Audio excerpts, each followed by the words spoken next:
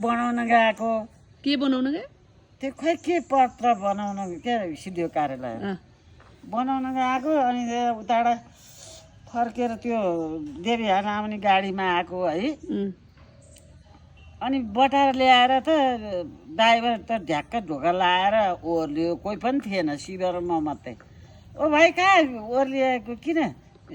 लाने होइन भने अब आधा घन्टा बस्छ गाडी मान्छे भर्नु परेन भन्यो ल शिव अब आधा घन्टा भनेमा यो घन्टा जाँदैन यो गाडी हिँड तरमा मधे गएर खाउँ मजाले खाँदा भनेर गएको झोल भात तरकारी समोसा पुरी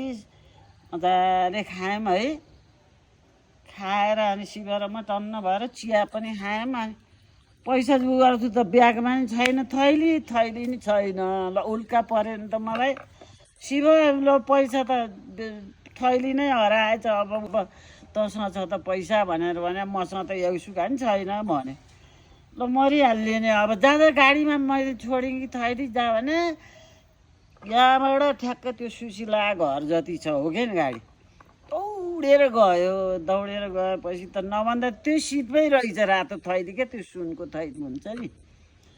त्यो अनि हात हालेर दौडेर आयो म त ढुक्क भएँ अनि 6000 थियो ओहो कसो है हराएन 7-8 जना बसिसक्यो रहेछ गाडीमा नचोरे हेर त त्यो थैली मात्रै हेरेँ त्यो मान्छेले कसैले पनि नटिपे अनि शिव मान्छे थिएन भनेर भने 7-8 जना बसिसक्यो रहेछ भनेर भन्यो र मेरो सत्यको धन तै भेटाइयो भनेर मधिसेलाई 1000 को लोस दिएर ल 60 कति भयो भने 300 भने है कति भन्यो अनि पैसा तिरेर अनिखेरि हिँड्या त्यस्तो हुन्छ मेरो पैसा हराएन फेरि